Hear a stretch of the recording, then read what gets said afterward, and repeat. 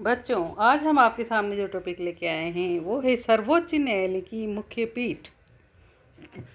जैसा कि हमने आपको प्रॉमिस किया था कि हम ये टॉपिक आपके सामने लेकर आएंगे। सर्वोच्च न्यायालय की मुख्य पीठ नई दिल्ली में स्थित है। कहाँ पर है? नई दिल्ली में।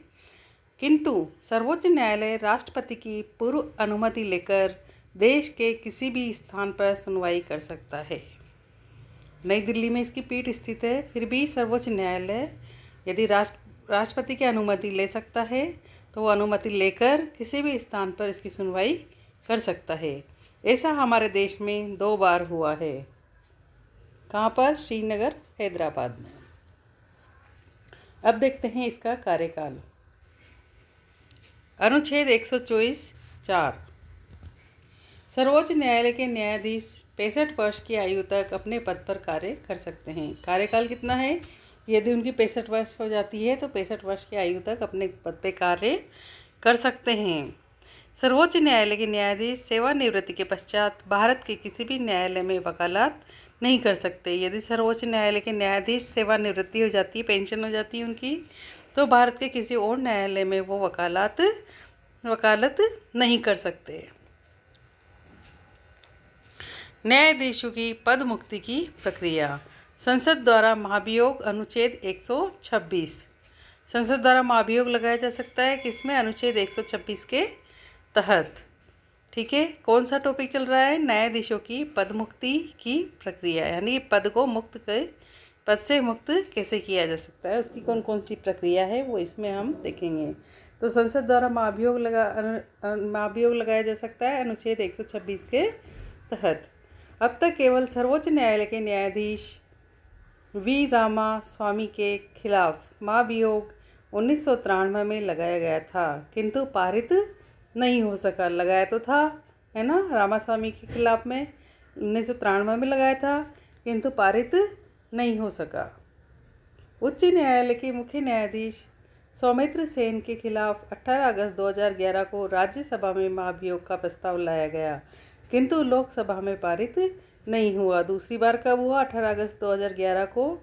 किसके? सौमित्र सेन के खिलाफ, लेकिन लोकसभा में पारित नहीं हुआ।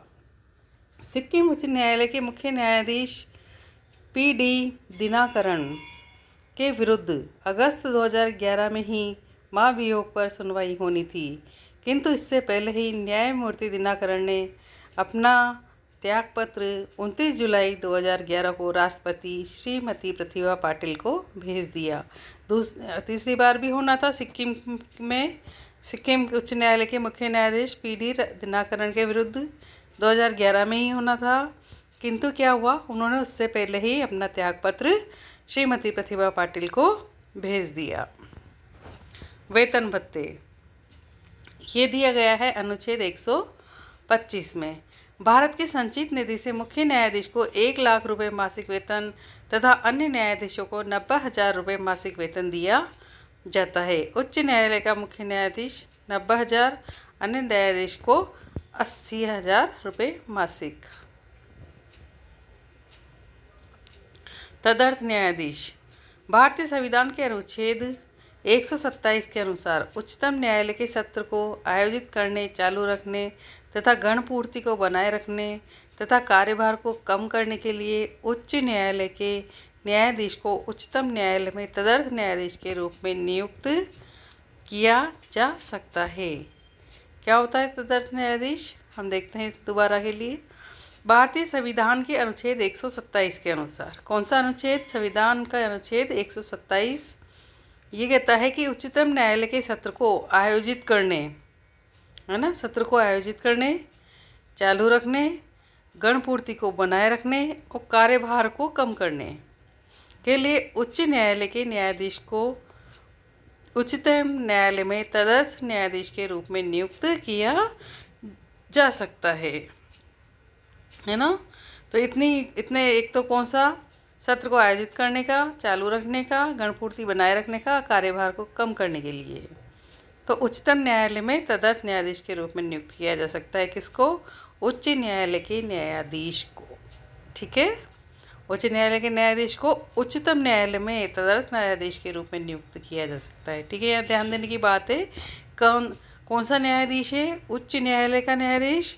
और उसमें किस में उसको नियुक्त किया जा सकता है? उच्चतम न्यायालय, ठीक ना।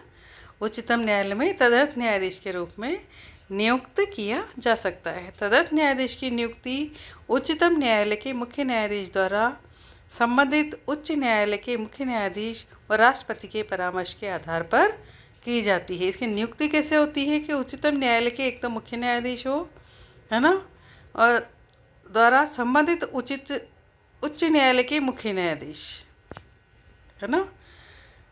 उच्चतम न्यायालय के मुख्य न्यायाधीश द्वारा संबंधित उच्च न्यायालय के मुख्य न्यायाधीश व राष्ट्रपति के परामर्श के आधार पर की जाती है। अब इसकी गणपूर्ति देखते हैं। उच्चतम न्यायालय के बैठक हेतु आवश्यक गणपूर्ति की संख्या 3 निर्धारित की गई है। कितनी है? 3। परंतु किसी भी विषय पर राष्ट्रपति को परामर्श देने के लिए न्यूनतम 5 न्यायाधीशों की तथा अपीलीय मामलों की सुनवाई के लिए न्यूनतम 3 न्यायाधीश होना अनिवार्य है। मुझे उम्मीद है आपको ये चीज़ समझ में आ गई होगी। हम अगला टॉपिक लेके फिर आपके सामने आएंगे। तब तक के लिए हमारे चैनल को लाइक, शेयर, सब्सक्राइब करें। धन्यवाद। जय हिंद, जय भारत। अगले टॉपिक का नाम है सर्वोच्च न्यायालय के कार्य, अधिकार एवं शक्तियाँ। सर्वोच्च न्यायालय के कार्य, अधिकार, शक्तियाँ लेकर आपके सामने फिर आएंगे। कमेंट करके आप हमें आपसे सुझाव दे सकते हैं। नमस्कार।